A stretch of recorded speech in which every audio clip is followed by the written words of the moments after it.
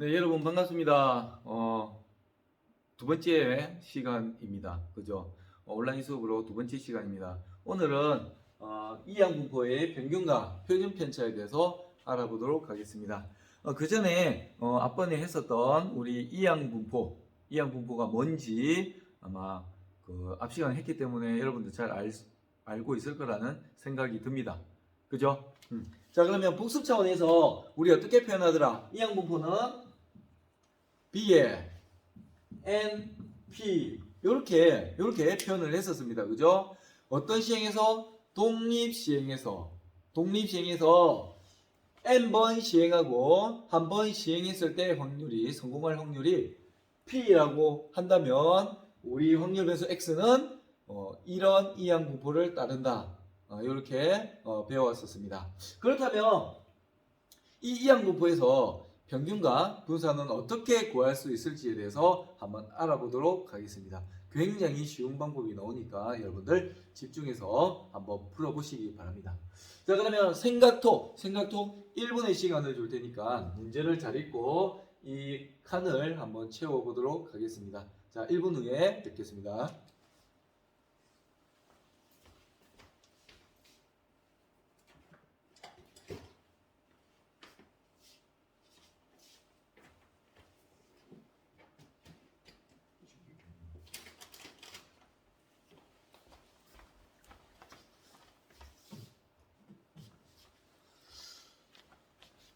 자, 다 되었나요? 쉽죠? 그죠? 자, 문제 같이 한번 풀어보겠습니다. 민석이는 딱지치기를 할 때 두 번 중에 한 번꼴로 딱지를 뒤집는다고 한다. 그렇다면 P가 뭐겠구나? 2분의 1이겠구나. 이렇게 알 수 있죠? 그죠?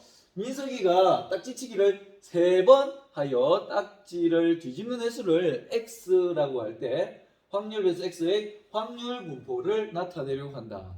단, 딱지치기는 독립시행이다. 이렇게 나왔습니다. 독립시행이구나. 그럼 여기에서 n에 해당되는 게 3이라는 거 알 수 있습니다.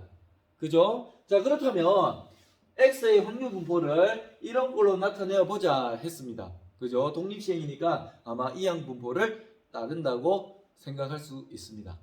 그렇다면 B의 N은 뭐라고? 3. P는 한 번 시행할 때 성공할 확률 2분의 1. 이렇게 표현할 수 있겠습니다. 그죠? 자, X의 확률 분포를 표로 나타내고 X의 평균을 구해보자. 이렇게 이야기했습니다. 그러면 X가 가질 수 있는 값은 얼마입니까?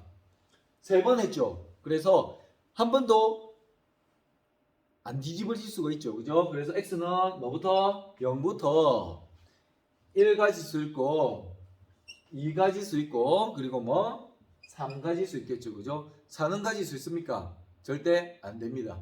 그죠? 3번밖에 안 했기 때문에. 그죠? 그렇다면 x가 0이 될 확률은 어떻게 됩니까? 독립시행이기 때문에 3, 10. 그죠? 그리고 성공할 확률 2분의 1, 제로, 2분의 1의 세제곱. 이렇게 해서 8분의 1이네요. 그죠? 8분의 1입니다. 8분의 1. 그 다음에 x가 1일 확률을 찾습니다. 3번 시행해서 한 번 성공한다. 성공할 확률 2분의 1의 1제곱. 그죠? 그리고 실패할 확률 2분의 1의 몇 제곱? 2제곱. 이렇게 나오죠. 그래서 요거는 3이고 요거 계산하면 8분의 1. 즉 8분의 3. 이렇게 되겠습니다. 그죠? 그래서 8분의 3. 이렇게 말할 수 있습니다. 자, 요거는 그러면 3번 시행해서 몇 번 성공한다? 2번 성공한다. 성공할 확률 2분의 1. 그죠? 2번. 실패할 확률 2분의 1에 몇 번? 1번. 이렇게 해서 8분의 3. 똑같네요. 그죠? 8분의 3. 그 다음에 x가 3일 확률. 3번 시행해서 3번 성공한다. 성공할 확률 얼마? 2분의 1. 그죠? 2분의 1. 3번. 실패할 확률 2분의 1에 제로. 이렇게 돼서 8분의 1. 이렇게 되겠죠. 8분의 1. 이렇게 되겠습니다. 그죠? 그렇다면 합계는 무조건 1이 나와야 됩니다. 요거 모두 다 내서 1이 나옵니까? 나온다면 아마 제대로 구한 것 같습니다. 만약에 안 나오면 잘못 구한 거죠, 그죠? 그래서 한 번 더 확인할 필요가 있는데 우리는 잘 구한 걸로 생각됩니다.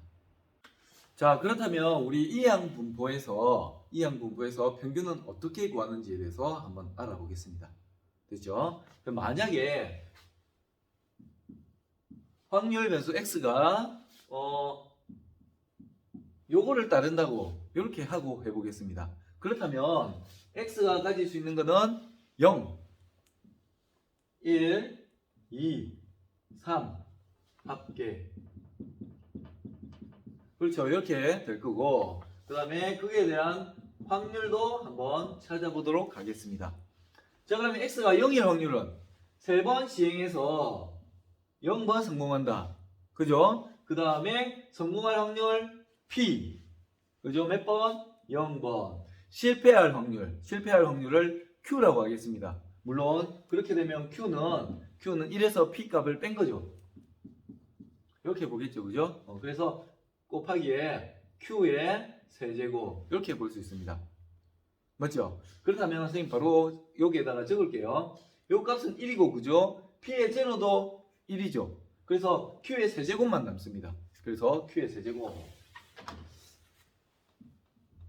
이렇게 적을게요. 그 다음에 X가 1일 확률은 3번 던져서 한 번 성공한다. 성공할 확률 P. 몇 번? 한 번. 실패할 확률 Q. 그죠? 몇 번? 2번. 이렇게 됩니다. 맞죠? 그래서 요 값은 3. P의 Q의 제곱 이렇게 나옵니다. 그래서 3P Q의 제곱 이렇게 나온다는 이야기죠. 그죠? 그 다음에 요 값입니다. 요 값은 3번 던져서 3번 시행해서 2번 성공한다. 맞죠? 그러면 P의 제곱, 그죠? Q의 몇 제곱? 1제곱 이렇게 나오겠죠. 그래서 이 값도 3이니까 3P 제곱 Q 이렇게 적을 수 있다는 거죠. 그죠? 그 다음에 3일 확률은 3번에서 3번 다 성공한다. P의 세제곱, Q의 0제곱 이렇게 된다는 거죠. 그러면 요 값 1, 뒤에 것도 1. 그래서 남는 거는 P의 세제곱 이렇게 남는다는 거죠. 자, 그렇다면 여기에서 x에 대한 평균을 한번 구해 보도록 하겠습니다. 자, 기대값, 평균이나 기대값이나 똑같죠, 그죠? 기대값은 어떻게 넣나? 0 곱하기 q의 세제곱 이렇게 되고, 그 다음에 1 곱하기에 3pq의 제곱, 그 다음에 이거하고 곱하니까 2 곱하기 3의 p제곱 q 이렇게 되고, 그 다음에 이거하고 이렇게 곱해서 이렇게 됩니다. 그죠? 그러면 이 값은 0이잖아요. 그죠? 그리고 요거에서 공통인수 먼저 묶어내겠습니다. 3p.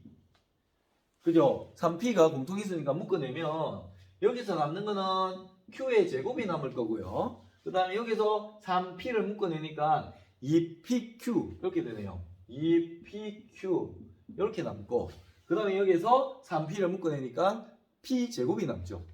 p제곱 이렇게 남습니다. 그죠? 자, 그러면 요거는 뭡니까? p 플러스 q의 제곱이 나오죠. 그죠? p 플러스 q의 제곱 이렇게 된다는 겁니다. 그런데 p 플러스 q는 1이잖아요. 그죠? 그래서 이 값은 3p다. 이렇게 이야기할 수 있습니다. 한마디로 x에 대한 기대값은 3p다. 이렇게 말할 수 있습니다. 그런데 요 3은 뭘까요? 요 3은 요 3이죠. n에 해당되는. 그럼 만약에 이항분포가 np라고 말을 한다면 여기에 np 이렇게 돼서 아마 요거랑 두 개를 곱한 값이 평균이 된다. 이렇게 알 수 있습니다. 그죠? 자, 그 다음에 분산 한번 구해볼까요? 분산. 자, 분산은 우리 어떻게 구할 수 있습니까? x의 제곱에 대한 평균, 여기에서 이 x의 평균의 전체의 제곱을 빼주는 거나 똑같다고 이야기했습니다. 그죠? 이 공식을 더 많이 쓴다고 했습니다. 그래서 x제곱의 평균, x제곱 평균 0 곱하기에 q의 세제곱, 그 다음에 1제곱 곱하기 이거 1제곱 곱하기에 3pq의 제곱, 맞죠? 그 다음에 2의 제곱 2의 제곱 곱하기에 3p제곱 q 이렇게 되고, 그 다음에 요거 그죠? 3의 제곱 곱하기에 p의 세제곱 이렇게 되죠. 요게 바로 x제곱의 평균입니다. 빼기에 뭐 하자? 우리 x의 기대값의 제곱을 빼자. 아까 x의 기대값은 3p라고 나왔으니까 9p 제곱 이렇게 나온다는 겁니다. 그러면 요거 없어지고, 그죠? 여기에서 보면 여기에서도 뭐가 공통인수로 나옵니까? 3p가 공통인수로 나오죠. 그래서 3p 이렇게 묶어낼게요. 3p 묶어낼겁니다. 그럼 3p 묶어내니까 q제곱이 남을 거고요. 그 다음에 여기서 3p를 묶어내니까 4pq가 남네요. 4pq. 맞죠? 자, 그러면 여기에서 또 3p를 묶어내니까 3p 제곱이 남습니다. 그죠? 그 다음에 여기에서도 마찬가지로 3p가 남습니다. 이렇게. 맞나요? 맞죠? 자, 그러면 여기서 3p 되고, 여기는 아마 q 플러스 p 인수분해됩니다. 인수분해가 되면서 q 플러스의 3p 이렇게 쓸 수 있다는 거고, 이렇게 쓸 수 있습니다. 그죠? 자, 그러면 이 값은 3p의 요 값이 뭐다? 1이라는 거 알 수 있죠, 그죠? 그래서 q 플러스의 3p 마이너스 3p 이렇게 해서 요 값도 없어집니다. 이렇게. 그래서 뭐가 된다? 3pq 이렇게 된다고요. 이게 바로 분산이라는 거죠. 그러면 표준편차는 어떻게 된다? 루트에 3pq 이렇게 된다는 거 알 수 있습니다. 그렇다면 조금 전에 이야기했듯이 요것이 뭐다? 요것이 요거라는 거죠. 요거. 그리고 요 p는 요 p인 거고요. q는 아까 이야기했죠, 그죠? 실패할 확률입니다. 한번 시행했을 때. 그죠? 그러면 분산은 이것 곱하기 실패할 확률. 이렇게 세 개를 곱해주면 되고, 평균은 요거 두 개 곱해주면 된다. 이렇게 알 수 있습니다. 그죠? 그래서 다시 정리하면 B의 NP라 확률배수 X가 이항분포 이것을 따른다고 할 때 평균은 어떻게 된다? 평균은 어떻게 구할 수 있다? 요거랑 곱합니다. NP 이렇게 구할 수 있고, 그 다음에 분산은 어떻게 구할 수 있다? 이거랑 곱하고 또 뭐 실패할 확률 요거 이렇게 곱한 거나 같다. 세 개를 곱한 거나 같다. 그 다음에 표준편차는 여기에다가 루트만 씌워주면 되죠. 이렇게 한 거나 같다. 요걸 알 수 있습니다.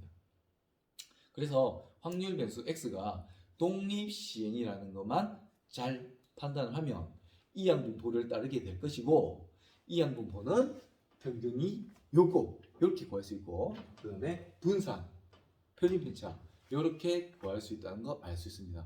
굉장히 쉽죠, 그죠? 그래서 처음에 시작할 때 무조건 다가서지 말고 문제에 접근하지 말고 이렇게 독립시행이 되는지를 판단하고, 그 다음에 이렇게 문제를 풀어주면 평균과 표준편차 또는 분산 이런 것들을 쉽게 구할 수 있다는 겁니다.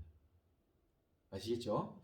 자, 그러면 여러분들 93쪽 맨 아랫부분에 한번 보겠습니다. 선생님이 말을 했던 부분이거든요. 정리된 부분 볼게요. 이항분포의 평균과 분산, 표준편차에 대해서 보겠습니다. 확률 변수 x가 이항분포 이것을 따를 때 평균, 분산, 표준편차는 이렇게 구할 수 있다. 이렇게 내용이 나옵니다. 됐죠? 자, 그러면 그 다음 페이지 94쪽에 이항 문제로 들어가겠습니다. 문제. 잠시만요.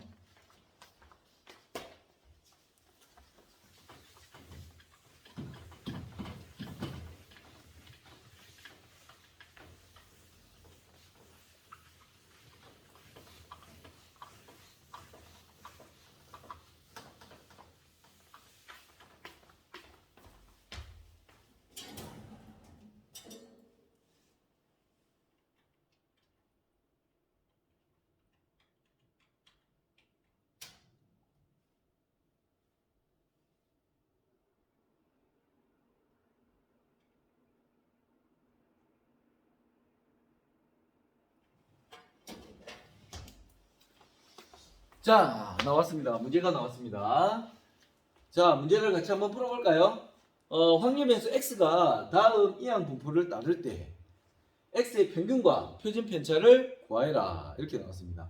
너무 쉽죠, 이제? 그죠? 이렇게 나왔을 때는 아까 배운 대로 하면은 끝납니다. 자, 이 x 어떻게 구하라고 했습니까? 아까 요거랑 어떻게 해라? 곱하라. 그죠? 그래서 20 곱하기에 얼마? 5분의 1. 5분의 1. 이렇게 하면 바로 평균입니다. 자, 맞죠? 그 다음 두 번째 표준 편차를 구하라고 했지만 먼저 분산을 먼저 구해보는 것도 좋죠. 그죠? 분산. 이건 어떻게? 세 개를 곱하라고 했습니다. 그죠? 이거 곱하기 한 번 시행했을 때 실패할 확률. 20 곱하기 5분의 1 곱하기 그 다음에 실패할 확률 5분의 4. 그래서 이건 얼마다? 이거 곱한 거는 요거랑 같잖아요. 그죠? 그래서 5분의 16이다. 그렇다면 표준 편차는 어떻게 된다? 여기에다가 루트만 씌우면 되죠. 그래서 어떻게 된다? 5분의 4 루트 5다. 이렇게 찾을 수 있다는 겁니다. 그죠? 너무 쉽죠? 그죠? 이것도 마찬가지죠. 이 x 이거랑 두 개 곱하면 되는 거잖아요. 450 곱하기에 3분의 2 해서 150이죠. 곱하기에 2 요거잖아요. 그죠? 그래서 이건 나다 300이다. 그 다음에 2번 두 번째 vx는 어떻게? 450 곱하기에 3분의 2 곱하기에 뭐를 곱하면 됩니까?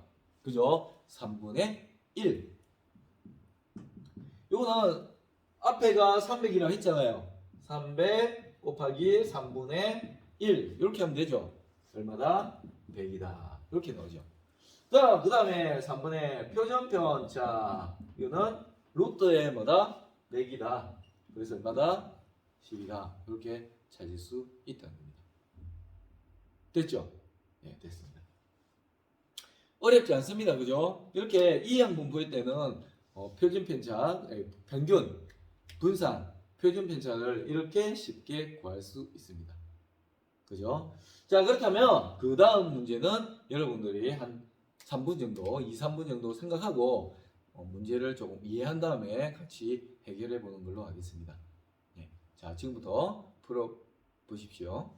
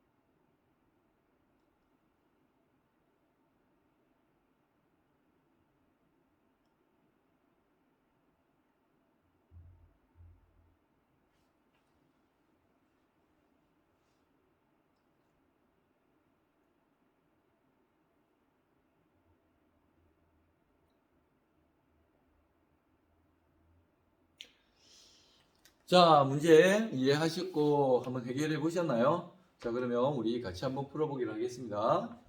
멘델의 법칙에 의하면 부모의 혈액형의 유전자형이 모두 A형일 때 자녀의 75%는 A형이라고 합니다. 유전자형이 모두 AO형인 부모의 자녀 10,000명 중에서 A형인 사람을 X명이라고 할 때 확률 변수 X의 평균과 표준 편차를 구하시오. 이렇게 되어 있습니다. 자, 그렇다면 X를 뭐라고 두면 될까요? X를 뭐라고 두면 될까요?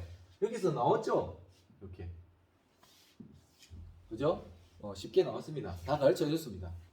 유전자형이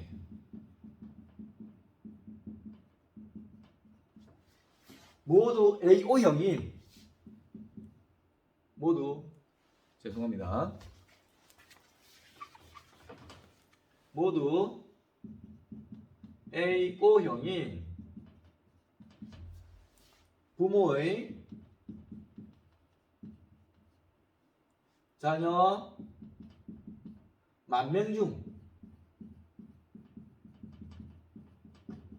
A형인 사람의 수 이렇게 이야기하면 되겠죠.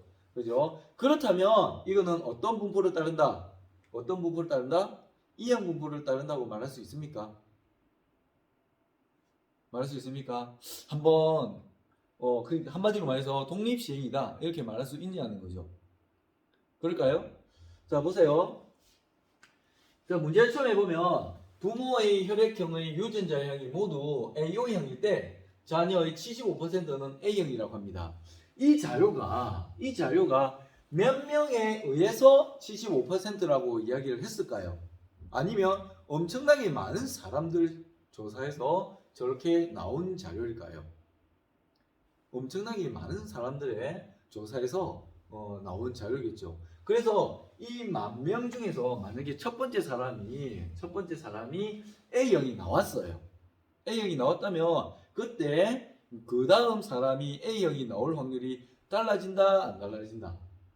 달라지지 않는다는 거죠. 전혀 첫 번째 사람이 A형이었다고 해서 두 번째 사람이 A형이 될 확률이 떨어진다거나 그런 영향은 없다는 겁니다. 그죠? 그래서 독립임을 알 수 있습니다. 그리고 똑같이 이렇게 10,000명을 대상으로 조사를 하는 거니까 이거는 독립시행이라고 말을 할 수가 있습니다. 그래서 이 X는 어떤 분포를 따른다? 이항 분포 NP겠죠, 그죠? NP 이렇게 될 건데 이걸 따르는데 N은 몇 명? 10,000명. 그리고 한 명을 조사했을 때 이 사람이 A형이 될 확률은 얼마다? 75%라고 했죠. 그래서 4분의 3이다. 이렇게 이야기할 수 있습니다. 그죠? 이것만 찾아내면 우리 평균 그리고 표준 편차는 쉽게 구할 수 있다는 겁니다. 그죠? 구해 볼게요. 자, EX는 어떻게 구한다? 요거랑 NP 그죠? N과 P를 곱하면 되는 거잖아요. 그래서 만 곱하기 얼마? 4분의 3 이렇게 해서 2000 이거하고 하니까 2500 이렇게 나옵니까? 2500 곱하기에 3 해서 얼마구나? 7500이구나. 이렇게 구할 수 있다는 거죠. 맞죠? 자, 그 다음에 분산 구하겠습니다. 분산은 어떻게 구한다? 만 곱하기 4분의 3 그죠? 곱하기에 1에서 이거 뺀 거죠? 실패 4분의 1 앞에 두 개 곱했을 때 얼마다? 7500이다 7500이다 곱하기에 4분의 1 이렇게 해주면 되겠죠? 그죠? 이 값 계산해 볼까요? 4, 1은 4, 35 4, 8, 32 20 50 이렇게 나오네요 1, 8, 50 이렇게 나옵니다 맞죠? 그러면 이제 표준 편차는 뭐냐? 루트에 얼마겠다? 1, 8, 5, 0 이렇게 나온다는 겁니다. 자, 소인수분 해볼게요. 자, 그러면 5로 할까요? 5, 3, 5, 7, 땡. 그 다음에 또 5로 할게요. 5, 7, 4 이렇게 되죠. 그 다음에 2로 하면 37 이렇게 나오나요? 그죠? 그래서 이거는 5루트 74 이렇게 구할 수 있다는 거네요. 맞죠? 그죠?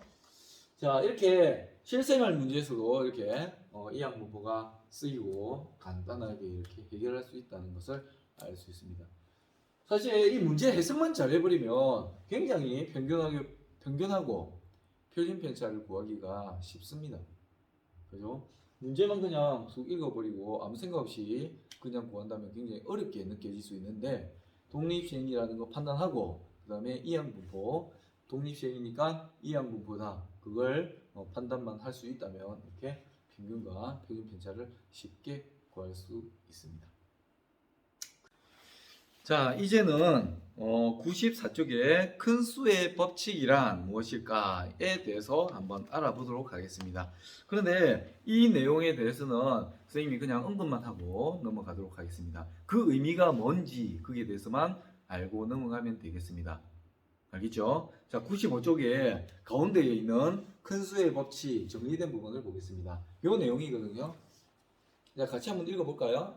자, 어떤 시행에서 사건 A가 일어날 수학적 확률이 P이고 n번의 독립시행에서 사건 A가 일어난 횟수를 X라고 할 때 충분히 작은 양수 H에 대해서 n의 값이 한없이 커질수록 확률 이거는 1에 가까워진다. 이게 무슨 말이냐 이겁니다. 그죠? 무슨 말인지 잘 모르겠죠. 그죠? 우리 여기 수학적 확률 이 말은 우리 앞에서 배웠죠. 그죠? 수학적 확률과 뭐다?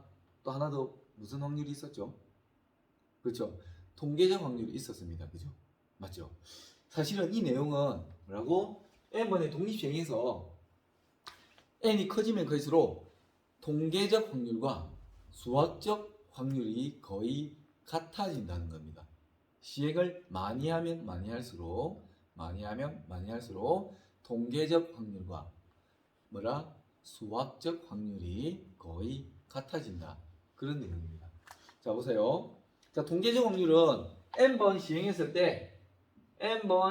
때 우리가 관심 있어 하는 그 사건이 나오는 횟수를 x라 한다면 이렇게 표현할 수 있죠. 요 상대도수로 표현할 수 있는 거잖아요.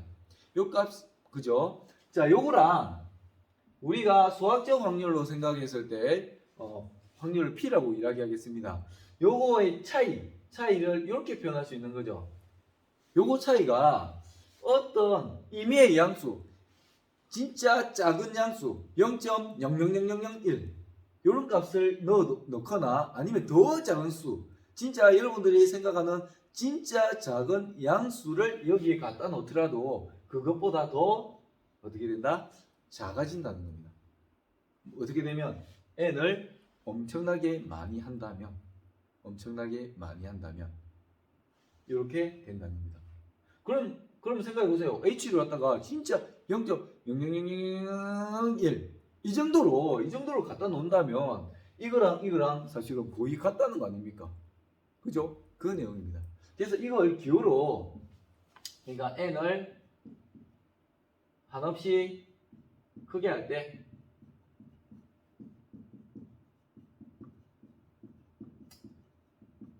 이 값이 된다. 이렇게 되는데 이걸 기호로 우리 맞죠? 수학2에서 극한 배웠잖아요. 그죠? 극한 그거를 조금 빌려서 표현을 한다면 리미트 n을 무한히 이렇게 크게 할 때 n분의 x랑 수학적 확률인 p랑 요거의 차이는 어떻게 된다고? 거의 0에 가까이 간다. 이렇게 표현하기도 합니다. 근데 요거는 사실 수열과 관련 있는 수열의 극한이라서 이 표현법은 미적분 과목을 배우는 데에서 나오긴 나오지만 여러분들 의미는 대략 알고 있을 겁니다. 거의 함수의 극한과 유사한 부분이 많기 때문에 의미는 어느 정도 알고 있을 거라는 생각이 듭니다. 그래서 선생님이 이렇게 표현해 보기도 했는데 아무튼 이런 내용입니다. 이렇게 n번의 독립시행에서 뭐랑 그 통계적 확률이랑 수학적 확률은 n을 엄청나게 크게 하면 거의 같아진다. 통계적 확률, 수학적 확률의 차이가 거의 없어진다. 거의 같아진다. 그런 내용을 이야기하고 있습니다. 이게 바로 큰 수의 법칙입니다. 이해되셨나요? 네. 그러면 이것은 요대로 이야기를 하고 넘어가도록 하겠습니다. 됐죠? 자, 그렇다면 97쪽으로 갑니다. 97쪽에 정규 분포로 넘어가도록 하겠습니다. 자, 그러면 정규 분포 97쪽입니다. 대단원 바로 밑에, 단원, 큰 단원 4. 정규 분포 바로 밑에 보겠습니다. 학습 목표가 나오죠? 정규 분포의 뜻을 알고 그 성질을 이해한다. 이렇게 되어 있습니다. 학습 목표, 정규 분포 뭘까? 그리고 그 성질이 무엇일까? 요거에 대해서 한번 알아보도록 하겠습니다. 여러분들 생각톡 1분의 시간을 줄 테니 한번 탐구 문제를 풀어보시기 바랍니다.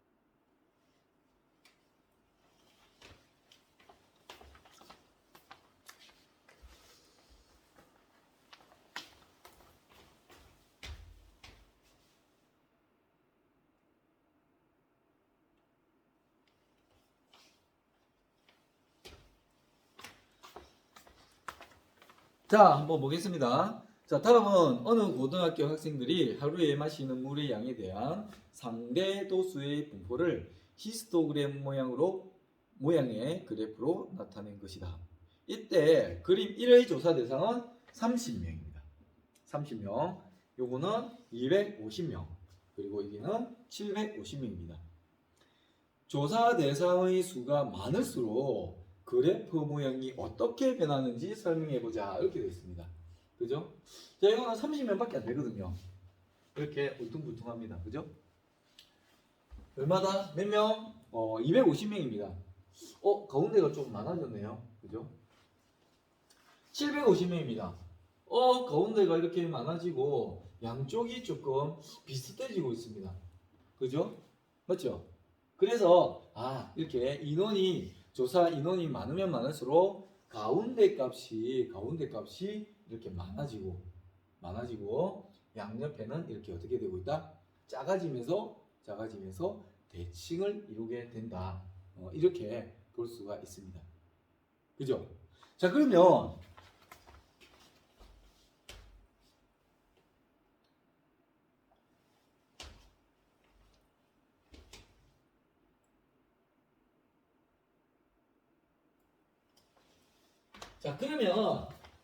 요 바로 밑에 생각톡 바로 밑에 요 내용을 한번 읽어보겠습니다. 여러 가지 자연 현상이나 사회 현상을 관찰하여 얻은 자료를 도수 분포 다각형으로 나타내면 요런 모양으로 많이 나옵니다. 자료수가 많으면 많을수록 요런 모양으로 많이 나옵니다. 가운데가 딱 높고 그 다음에 양옆으로 조금씩 작아지면서 이렇게 대칭 모양이 많이 나온다는 걸 알 수 있습니다.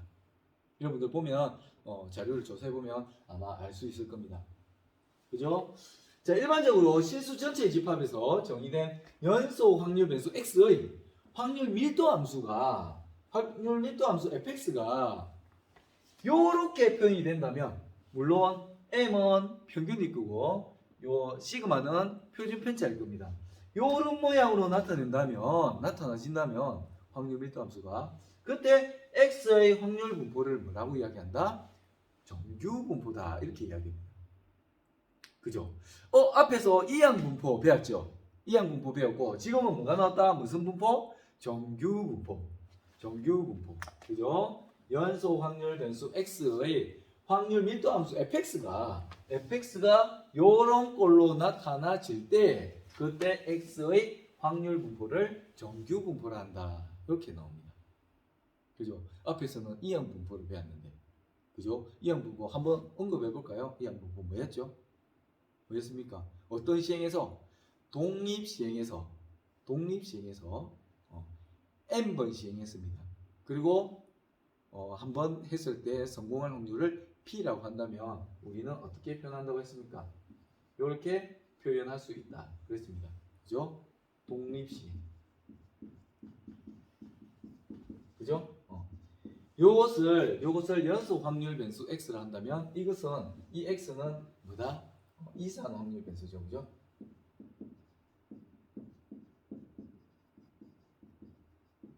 그렇죠. 이산 확률 변수에서는 이항 분포가 나타나고 독립시행.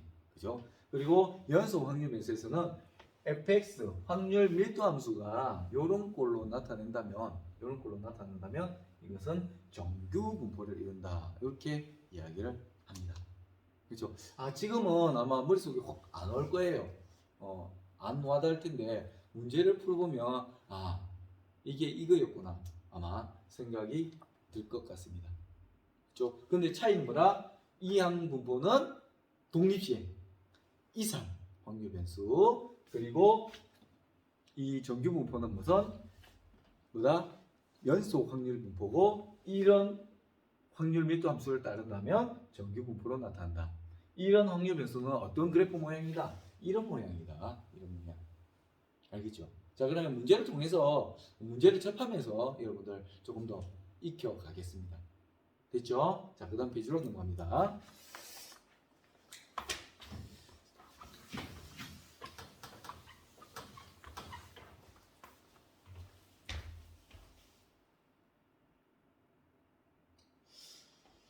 자, 계속해서 갈게요.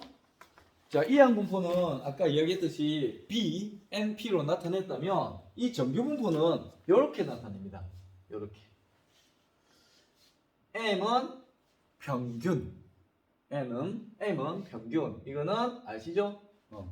표준 편차의 제곱. 즉, 이 부분은 뭐가 된다? 분산이라는 거죠. 그래서 이렇게 표현합니다. 만약 예를 들어서 이렇게 나타내줬다. 그러면 평균이 5이고 표준 편차가 2인 그런 정규 분포를 따르는구나. 이렇게 보시면 된다는 겁니다.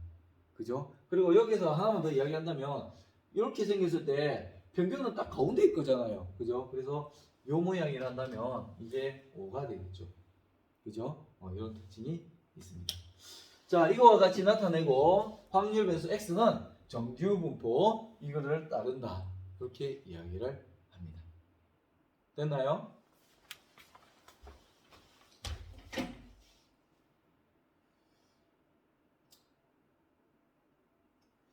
자, 그러면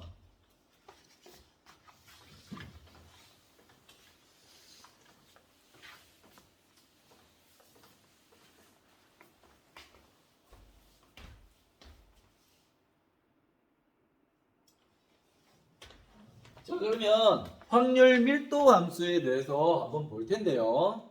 특징을 한번 살펴보겠습니다. 우선 이거 말고 요 그림에 대해서 볼게요.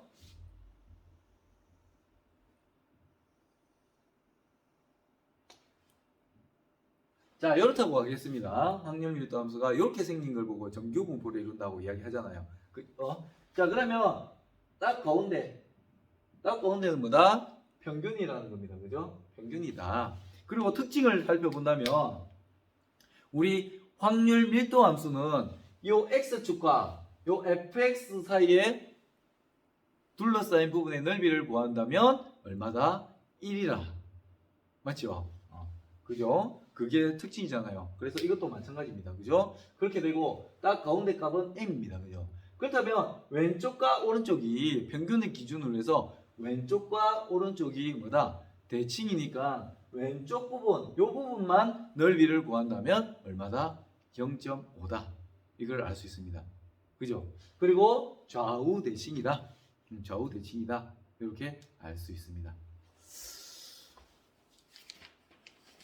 그죠? 그리고 이 그래프에서 점근선이 있습니다. 이 그래프는 점점 커지면 커질수록 어디에? X축에 가까워진다. 이 부분도 마찬가지입니다. 점점 작아질수록 x값이 점점 작아질수록 x축에 가까워진다. 그래서 점근선은 x축이다. 이렇게 알 수 있습니다. 됐죠? 자, 그 다음에 이 부분에 대해서 한번 볼게요. 그래프 모양이 만약에 이렇게 두 개가 있다. 이렇게 두 개가 있다. 그러면은 이 그래프의 평균은 요거일 거고, 그죠? 그리고 요거의 그래프는 아마 요거일 겁니다. 그죠? 그래서 평균은 어떤 게 크다? 오른쪽이 더 크다. 이렇게 볼 수가 있는 거죠.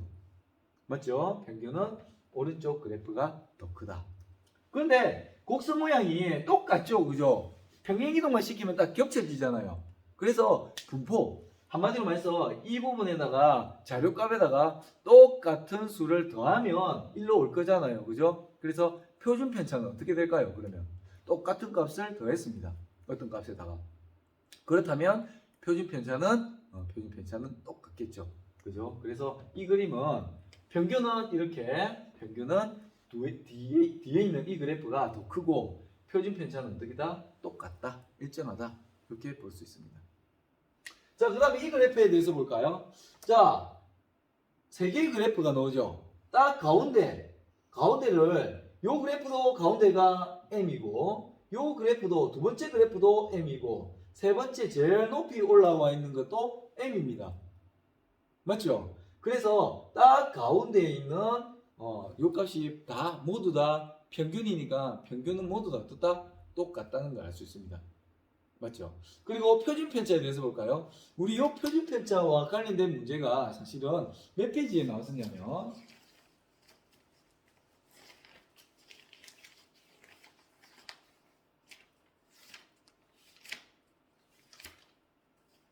87쪽에 나왔습니다. 요 문제 기억하시죠? 요 문제 어떤 게 표준 편차가 가장 작았다? 요거였죠. 요거. 그죠? 요거였습니다. 왜? 평균에 해당되는 것이 가장 많고 그 자료들이 가장 많고 그 옆에 평균으로부터 떨어진 거리에 있는 이 자료들이 점점 작아지는 거잖아요. 그죠? 그래서 요것이 자료들이 흩어진 정도가 없으니까 작으니까 요 값이 표준 편차가 가장 작았다. 이렇게 이야기했습니다. 그렇다면 이것도 마찬가지죠. 요거를 본다면 요 그래프로 본다면 가장 이렇게 높이 솟았다는 거는 평균에 해당되는 자료들이 어떻다? 가장 많다는 거잖아요. 그리고 이 평균으로부터 많이 떨어진 자료들은 작게 있으니까 표준 편차가 작다. 이렇게 볼 수 있고요. 요 그래프 한번 보세요. 요 그래프. 이거는 평균으로부터 멀리 떨어진 자료들이 이만큼이나 있다는 겁니다. 이만큼이나. 많다는 거잖아요. 그러니까 자료들이 많이 흩어져 있다. 이렇게 볼 수 있으니까 요 세 번째, 요 가장 낮게 있는 요 그래프가 표준 편차가 제일 크다. 이렇게 볼 수 있습니다. 됐죠?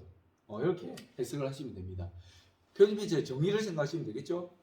자료들이 평균으로부터 많이 흩어져 있다. 즉 멀리 있는 것들이 평균으로부터 멀리 있는 것들이 많다. 그러면 표준 편차가 크게 나오고 자료들이 평균에 가까이 있는 것들이 많다. 그렇다면 표준 편차는 작게 나오겠죠.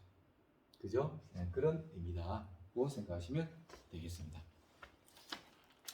자, 그러면 다시 돌아가서 94쪽입니다. 아니죠. 98쪽입니다. 98쪽. 자, 그래서 그 내용 정리만 하고 오늘 마치는 걸로 하겠습니다.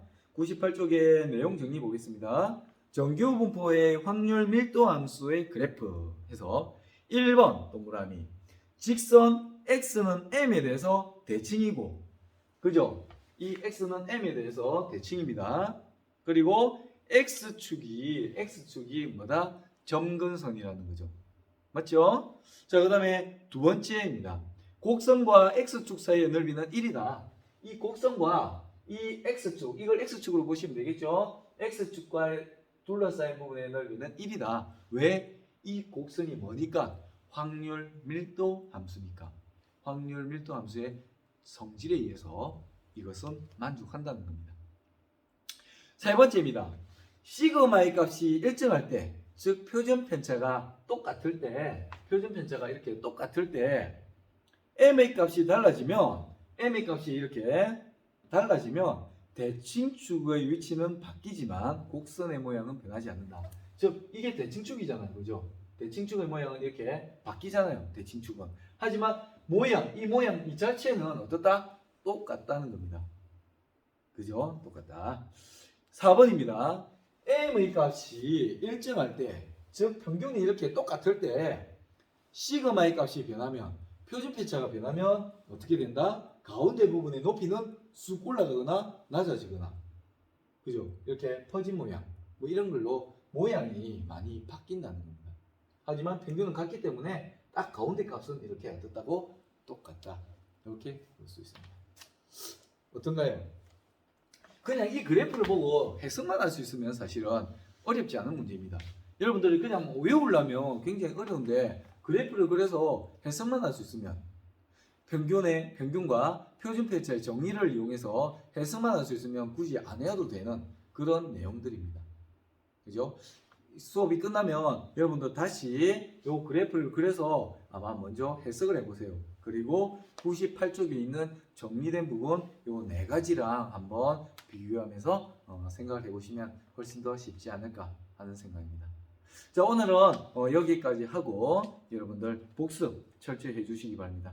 우리는 다음 시간에 만나는 걸로 하겠습니다. 자, 오늘 굉장히 수고